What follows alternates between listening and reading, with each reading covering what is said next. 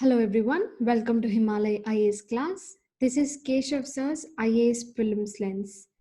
In this session, we will be discussing modern India questions on freedom struggle. First question, the Indian Muslims in general were not attracted to the extremist movement because of the A. Influence of Sir Syed Ahmad Khan, B. Anti-Muslim attitude of extremist leaders, C. Indifference shown to Muslim aspirants, D. Extremist policy of harping on the Hindu past. Mainly, the reason was extremist policy of harping on the Hindu past.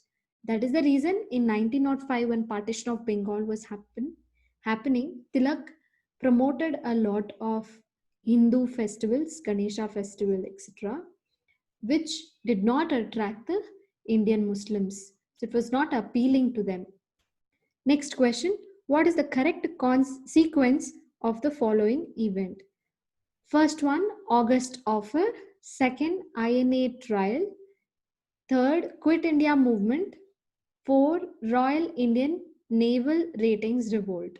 What is the correct chronology? August offer was in 1940. INA trial was in 1945. Quit India movement was in 1942. Royal Indian Naval Rating Revolt was in 1946. So if we arrange it accordingly, then we get the correct answer as 1, 3, 4 and 2. Next question, which of the following defines extremist ideology during the early phase of Indian freedom movement? A. Stimulating the production of indigenous articles by giving them preference over imported commodities. B. Obtaining self-government by aggressive means in place of petitions and constitutional ways. C. Providing national education according to the requirements of the country. D. Organizing coup against the British Empire through the military revolt. So mainly their contention was obtaining self-government by aggressive means in place of petitions and constitutional ways, which the moderates used to follow. So correct answer is option B. Next question, match list 1 with list 2. Select the correct answer using the code below. List 1 events, list 2 results. A. Morley Minto reforms. B. Simon Commission. C. Chowri Chowra incident. D. Dandi March. Results 1. Countrywise agitation. 2. Withdrawal of a movement. 3. Communal electorates. 4. Communal outbreaks. 5. Illegal manufacture of salt. And the options are as below. So if we match it with the events and the results, we know the outcome of the Minto-Morley reforms was communal electorates. Simon Commission led to country-wise agitation because in the Simon Commission, all were 7 Englishmen with no Indian. Chowri Chowra incident led to the withdrawal of movement, that is non-cooperation movement by Gandhiji. Finally, Dandi March, the result was illegal manufacture of salt by breaking the monopoly of the British to manufacture the salt. So the correct option will be D, 3125. Next question, the Pune Pact, which was signed between the British government and Mahatma Gandhi 1934, provided for A. Creation of dominion status for India. B. Separate electorate for Muslims. C. Separate electorate for Harijans. D. Joint electorate with reservation for Harijans. So Pune Pact between Mahatma Gandhiji and the government was signed mainly for giving reservation and joint electorate for the Harijans. Next question. Match list 1 with list 2 and select the correct answer using the code below. List 1, Surat split. B, communal award. C, all party convention. D, Purna Swaraj resolution. So we know that Surat split was in 1907. Communal award came out with Ramsay MacDonald, so 1932. Then Purna Swaraj declaration was in 1929. So So with just these three options, if we look at the correct answers, then we will get the answer as option D, 4, 3, 2, 1. So the all party convention was in 1928, when Nehru report also got released in 1928. Next question, match the correct answers with list 1 and list 2. List 1, Chittagong Armory Raid, Kakori Conspiracy, Lahore Conspiracy, Ghadar Party. List 2, Lala Hardayal, Jatin Das, Surya Sen, Ram Prasad Bismil, Vasudev Padke. Chittagong Armory Raid was organized by Surya Sen. Kakori Conspiracy was by Ram Prasad Bismil. Lahore Conspiracy was by Jatin Das. Ghadar Party was with Lala Hardayal. So if we match the options with the given options, then the correct answer will be C, 3, 4, 2, 1. Next question, which of the following first mooted the idea of Constituent Assembly to frame a constitution for India? A, Swaraj Party 1934, B, Congress Party 1936, C, Muslim League in 1942, D, All Parties Conference in 1946. The correct answer is Swaraj Party 1934 first mooted the idea of Constituent Assembly.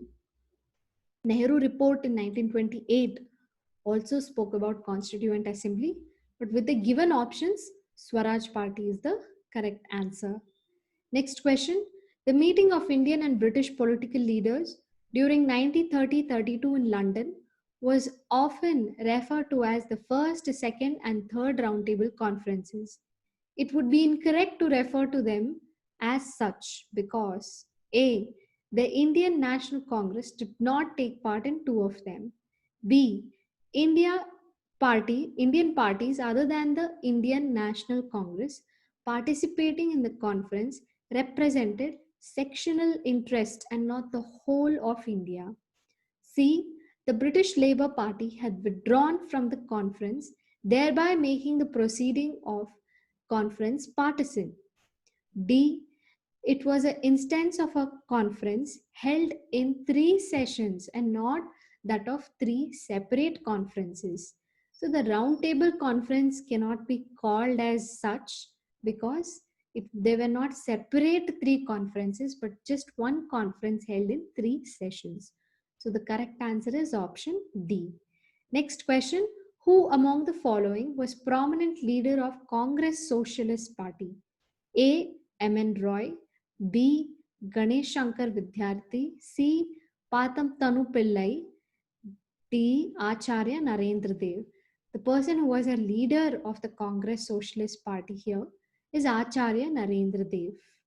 Next question, which of the following is not correct about the cabinet mission plan?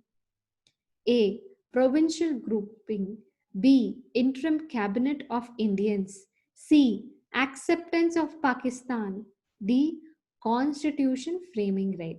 Here the correct answer is acceptance of Pakistan.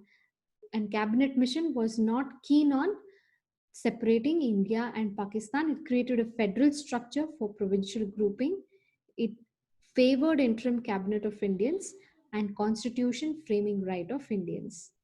Next question, match list 1 with list 2 and select the correct answer. 1883, 1906, 1927, 1932. Event, announcement of communal award from Whitehall. Formation of All India State People's Conference. Foundation of Muslim League at Dhaka. First session of National Conference at Calcutta. See here, the option A matches with 4 because National Conference at Calcutta 1883 became Indian National Congress in 1885. Next one, 1906 matches with the foundation of Muslim League at Dhaka by Aga Khan.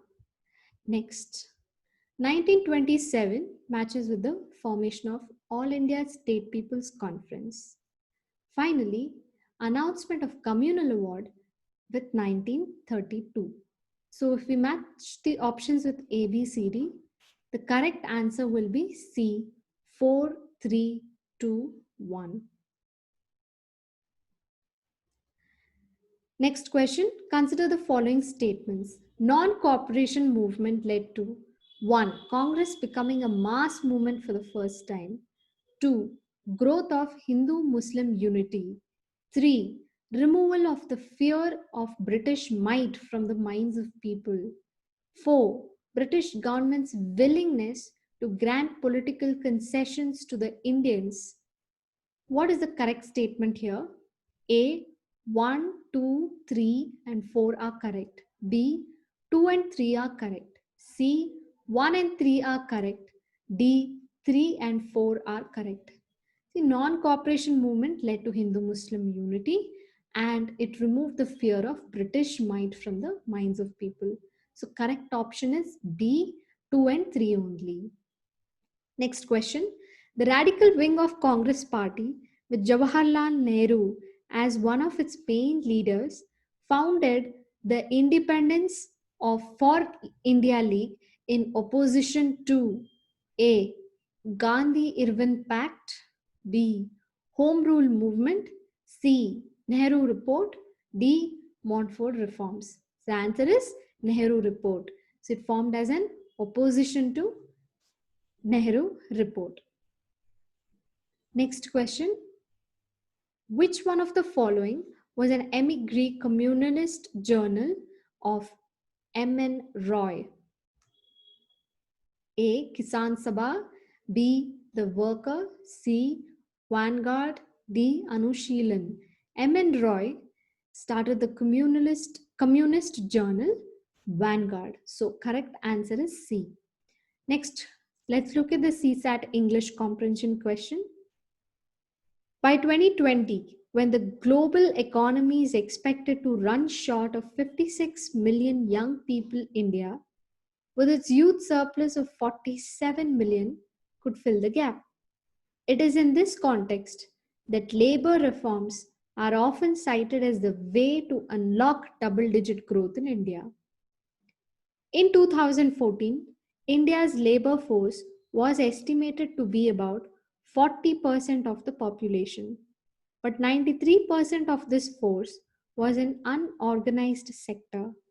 Over the last decade, the compound annual growth rate of employment had slowed to 0.5%, with about 14 million jobs created during the last year when the labor force increased by about 15 million.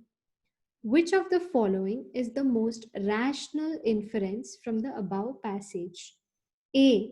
India must control its population growth so as to reduce its unemployment rate. B. Labor reforms are required in India to make optimum use of its vast labor force productively. C. India is poised to achieve the double-digit growth very soon. D. India is capable of supplying the skilled young people to other countries. So if you look at the options very carefully and the two to three summary lines that we would have made from the passage, we can derive the correct answer to be statement B. Labor reforms are required in India to make optimum use of the vast labor force productively, which can be known from this statement. It is in this context that labor reforms are often cited as the way to unlock double-digit growth in India. Thank you.